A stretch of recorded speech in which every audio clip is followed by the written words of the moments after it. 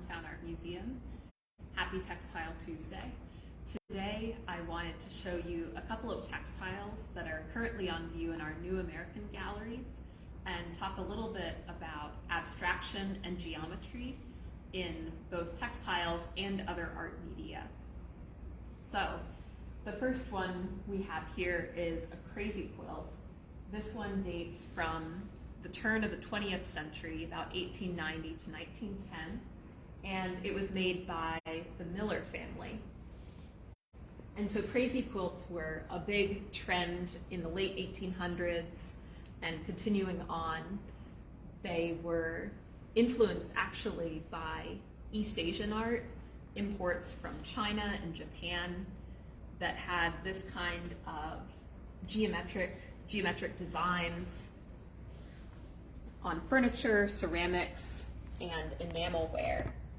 And so really Japanese and also Chinese art with the use of asymmetry, with the focus on the natural world, and also the geometry or stylization in these East Asian art aesthetics.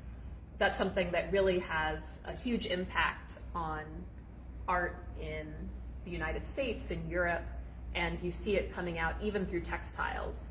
So this kind of eclectic, chaotic assembling of all these different kinds of fabrics was inspired in part by these exciting export items that many people were using to decorate their homes, which came from China and Japan in this era.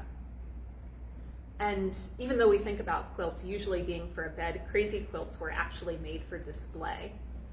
And I really enjoyed this one. You can see there are just so many different textures. You have satins, you have velvets, and the stitching that's used to attach the patches together, all of these different rhythm in the lines, as well as these embroidered motifs that are really fun. Just all of this different variety, bringing all of this together. And so this is something that might have been displayed in a parlor, draped over a sofa or a piano. And so I wanted to, thinking about this geometry and this kind of new language and style, I wanted to take a look at this dress, which comes from a few decades later, from the early 1920s. And you can see some of the visual similarities, in particular the gold pattern on this dress that really shows that same kind of abstract, irregular shapes like the crazy quilt. And so just looking at this, it's very complicated. You have the black textile printed with this red and yellow and blue design, and then over that you have this gold metallic embroidery that's creating this kind of crazy quilt style geometry, this sort of fractured shapes. And then you also have beadwork on top of that, so there's a lot of different textures and shapes happening. And in the 1920s, the style of Art Deco made geometric designs really popular and drew some inspiration from modern art movements in Europe, like Cubism, where artists were deconstructing space by looking at the world from multiple angles at the same time and creating these kind of fragmented or deconstructed effects when you looked at their work. And so this kind of geometry in painting and other fine art media gets translated into deco aesthetics that are used for textiles, for fashion, for home decor. And one thing that's really cool about the 20s silhouette, which it's very rectangular and straight up and down, you don't have a lot of emphasis on the waistline, so it's a very straight silhouette. It's really ideal for showing off these kind of modern geometric styles that were so popular in Art Deco fabrics. And so in the reinstallation, we've been thinking about how do we create conversations across different art media.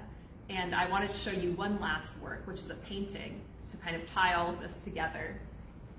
So just on the wall opposite, we have this painting, which is by the American artist James Docherty and dates to 1920. And so here you can see this same kind of use of shapes and rhythm and abstraction that we've been thinking about with the textiles on the opposite wall, and really see this link between fine art and textile media. Docherty was really interested in color relationships and in particular how to use contrasting colors to create a sense of movement or harmony or emotion in his work.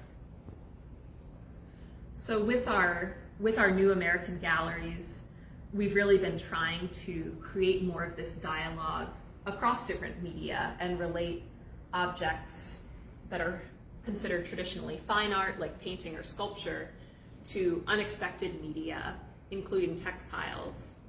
And so these textiles, the dress and quilt that we looked at, will be on view through February 19th. So I encourage you to come out and see them. Because they're light sensitive, we can't have them out in our galleries for the long term, unlike paintings, which can stay on view. And so we have another great rotation of textiles and works on paper, which will be changing out. So watch out for that in late February and early March. Thanks so much for joining me today. And if you have any questions, please share below.